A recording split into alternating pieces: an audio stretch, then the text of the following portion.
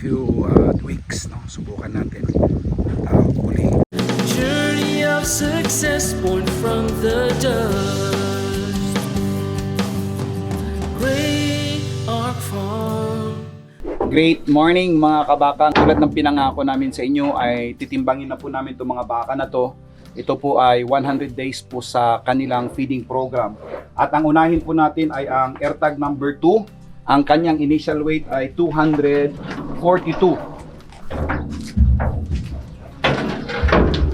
So ayan po, 242. At ngayon po ay hintayin lang natin na mag-stable. 398 minus 242. Ito po ay 156 kilos ang kanyang nilaki. So 1.56 kilo a day. So yan pong AirTag number 2. At sunod naman ay ang AirTag number 1. Okay. At tingnan po natin ang AirTag number 1 po mga kabaka. Noong February 1 po, yan po ay 265. So 265 minus 265, yan po ay 179 kilos. So yung AirTag number 2 po na yan ay tumubo po ng 1.79 kilo per head per day. At ang pangatlo po ay ang AirTag number 3. Yan po ay 285 noong February 1. So ito natin siyang timbangin ngayon.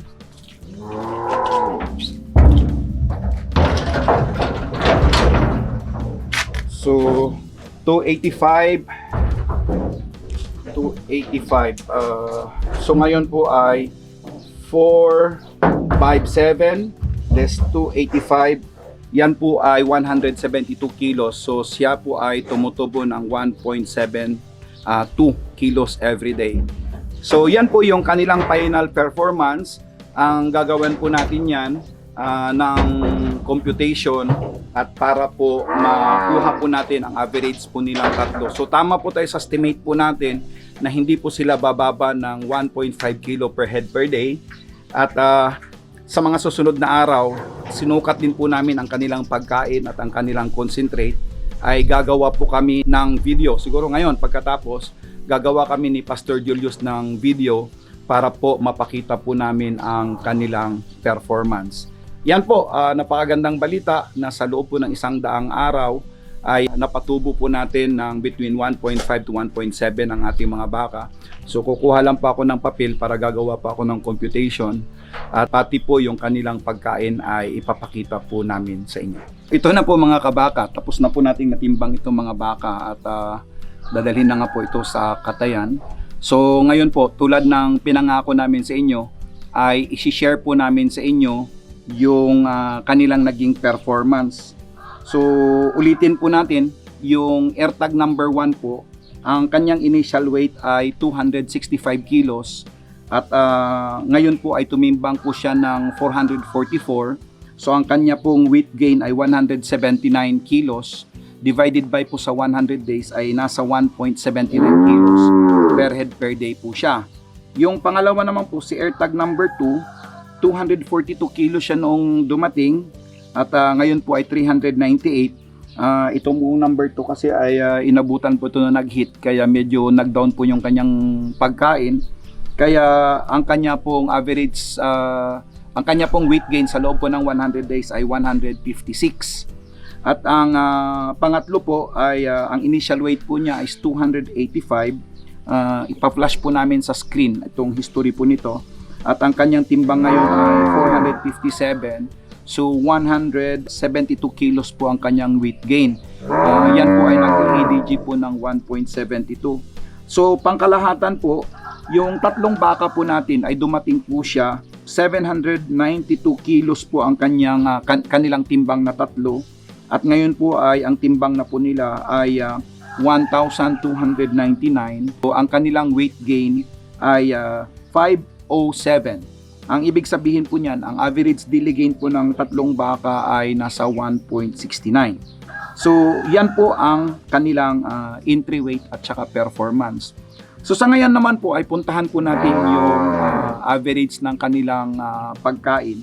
Ang kanila pong rough age na pagkain, which is pineapple pulp, ay nag-average po sila ng 30 kilos. Malakas po kumain itong mga baka na to. At ang cost po niyan, landed cost po dito sa atin ay nasa 0.75 centavos.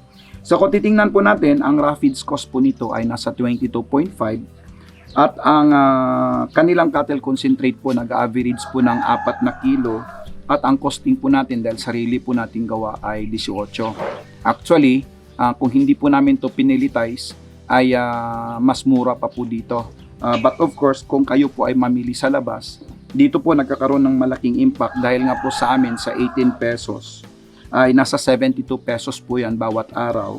At i-factor in po natin yung aming labor at saka ang aming kuryente, which is nasa 6 pesos per head per day po ang aming computation dyan. So ang total cost po niya ay aabot po ng 100 pesos and 50 centavos kada araw. At ito po ay finatining natin ng 100 days. Kaya ang total na gastos po nito ay 10,050 pesos po sa loob po ng 100 days. At sa 3 baka po, ito po ay nagkakatotal po ng 30,150. So yan po ang cost po ng ating pagkain. Ang cost naman po ng 3 baka na yan, binili po kasi namin tong baka na to, pakyawan po ito, kasama po ng 20 heads na grupo.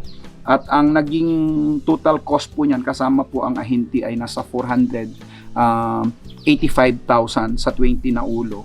At ang timbang po niyan, dahil marami pong maliliit, ay nasa 3,072.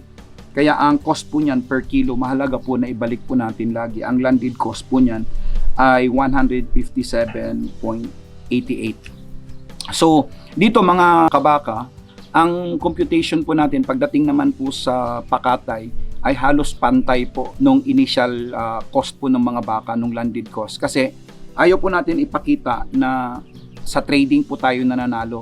Ang ibig sabihin po, may trading margin po dyan kung ang baka mo binili mo ng mas mababa at bininta mo ng mahal. Hindi po ganun parati ang totoong takbo ng presyuhan dito sa baba. Katulad dito sa amin, ang presyuhan po ng pakatay ng karne dito is 295 lamang. So nasa around 160 lang po yan sa buhay, no? Sa 54% na recovery. Kung mas mababa po ang recovery mo dyan, ay medyo mas mas mataas po sa 295 sa 0.54 po na recovery.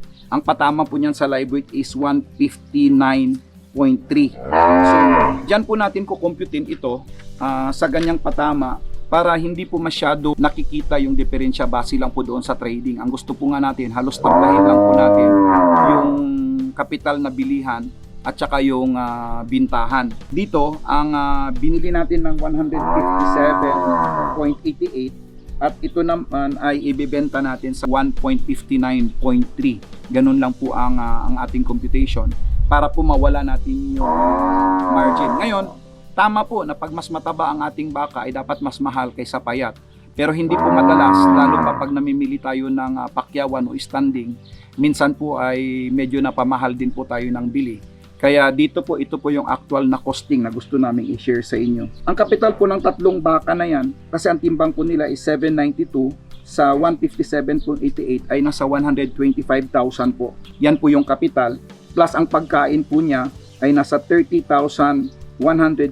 Ang total expenses po is 155,189 pesos and 05 centavos. At ang bintahan naman po niyan, kung tulad po ng sinabi natin, ang final po na timbang niyan is 1,299. Pag kinunan lang po natin siya ng 54% na recovery, mababa po yan sa actual. Isi-share po namin sa inyo yung magiging actual na recovery po niyan. Ay ang magiging carcass weight po niyan is 701.46. At kung ita-times po natin yan sa 295 na carcass po, ang magiging gross income po niya is 206,930.70.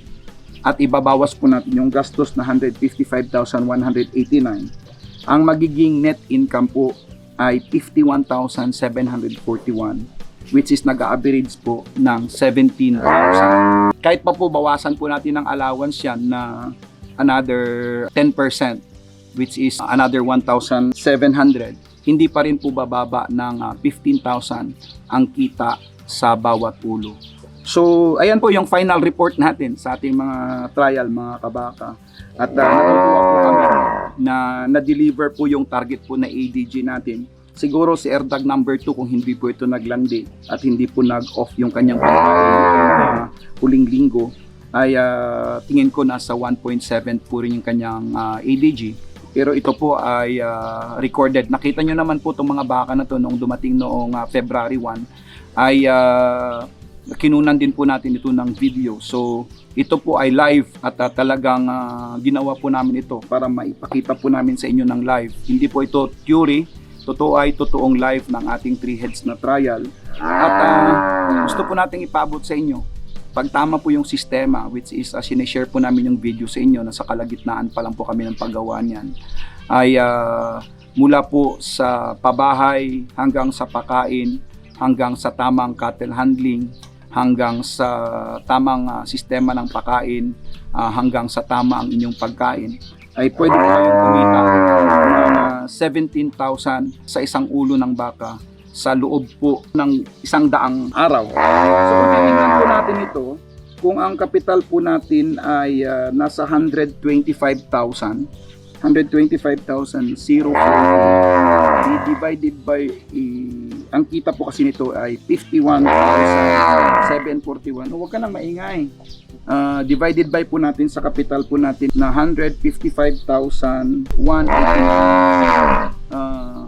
Kumita po tayo ng return na 34% sa loob po ng 100 days. So roughly po ay nagbibigay po ito ng 10% na income bawat buwan. So sa katulad ko pong OFW na bumalik na po dito sa Pilipinas ay gustong makapagsimula. Pag tama po lahat yung sistema mula sa family hanggang sa fattening, hanggang sa pagbenta, kumita pa rin po tayo ng 17,000. Kahit sabihin pa natin na tanggalan natin ng interest yan kung inutang po natin yung pera, ay maliwanag po nakikita pa rin po tayo ng 15,000 bawat ulo sa loob po ng 100 araw. So nakakatuwa po na yung umpisa po natin dito sa Great Arc, yung unang 3 harvest po natin ay maganda naman po yung kitaan at natupad naman po yung ating forecast na hindi bababa sa 1.5 kilo.